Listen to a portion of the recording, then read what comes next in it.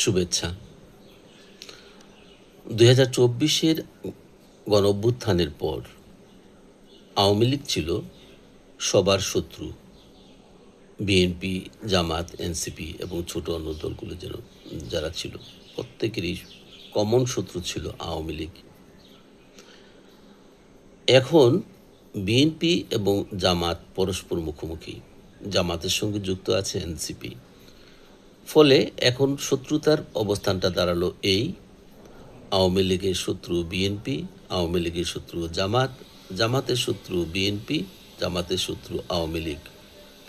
তার মানে হচ্ছে আগে যে কমন শত্রুটা ছিল সেই কমন শত্রুতা এখন দূরীভূত হয়ে গেছে এবং ভেঙে ভেঙে গেছে। এই শত্রুতার যে ভাঙন, এই শত্রুতার ভাঙন থেকেই কিন্তু একটা শত্রু আবার মিত্র হয়ে দাঁড়াতে পারে। এটা রাজনীতিতে অস্বাভাবিক কিচ্ছু নয়। তার মানে হচ্ছে কাকে কে সঙ্গে নেবে। বিএনপি মিত্র ছিল, বিএনপি যখন শত্রু হয়ে গেল, বাকি রইল আওয়ামী লীগ। আওয়ামী লীগ দৃশ্যপটে না থাকলেও এখন কিন্তু শত্রুকে ঘায়েল করার জন্য আওয়ামী লীগকে মিত্র হিসাবে বেছে নেওয়ার জন্য চেষ্টা করবে বিএনপি এবং জামাত উভয়ই। দেখা যাক, পরিস্থিতি বিশ্লেষণ করে একটু আভাস ইঙ্গিত কিন্তু মিলে। যেমন কালকে সুনামগঞ্জ ২ আসনের এমপি নাসিরউদ্দিন চৌধুরী একটা কথা বলে ফেলেছেন, আওয়ামী লীগ আমাদের শত্রু নয়, মিত্র, একসঙ্গে মুক্তিযুদ্ধ করেছি। বিষয়টা যদি এরকম মনে করা হয় যে একটা তৃণমূলের ভাষ্য, এটা তো বিএনপির কেন্দ্রীয় কোনো বক্তব্য নয়, হতে পারে, কিন্তু তৃণমূল থেকেই কিন্তু আপনার কেন্দ্রের বিষয়গুলো চলে আসে এবং বিশ্লেষণ যদি করা হয় তাহলে দেখা যাবে যে এর সম্ভাব্যতা কতটুকু আছে।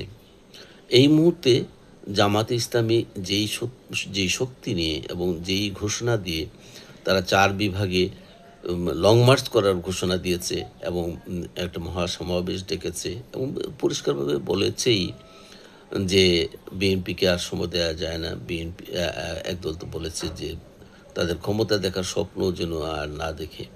এমন পরিস্থিতিতে বিএনপি জামাতের এই যে আস্ফালন, সেই আস্ফালনকে ট্যাকেল দিতে হলে আওয়ামী লীগের প্রয়োজন আছে।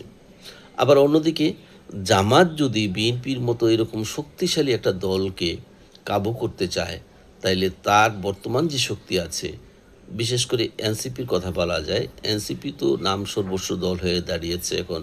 তাদের কোনো জনভিত্তি নেই, সাংগঠনিক শক্তিও নেই, এমনকি তাদের কেন্দ্রীয় কোনো রকমের সম্মেলন হয়নি, তাদের পূর্ণাঙ্গ কমিটিও গঠন হয়নি, এখনও আহ্বায়ক কমিটিতেই চলছে। তাদের গঠনতন্ত্র ঠিক ওইভাবেই তৈরি, একবারে অগোছালো তারা। সুতরাং জামাত এনসিপির উপর কতটা ভরসা করতে পারে সেই বিষয়টা কিন্তু দেখার আছে। সেই ক্ষেত্রে জামাত যদি আওয়ামী লীগকে কাছে টানে এবং আওয়ামী লীগ যদি তাদের সাথে মিশে যায় কাজে কর্মে, অন্তত দলীয়ভাবে না হলেও, তখনও কিন্তু অবাক হওয়ার কিছু থাকবে না। তার মানে হচ্ছে এখন আওয়ামী লীগকে যতই দূরে ঠেলার জন্য চেষ্টা করা হোক না কেন, নিঃশেষ করে দেওয়ার জন্য চেষ্টা করা হোক না কেন, রাজনীতিতে আওয়ামী লীগের কদর ধীরে ধীরে ধীরে বাড়বে।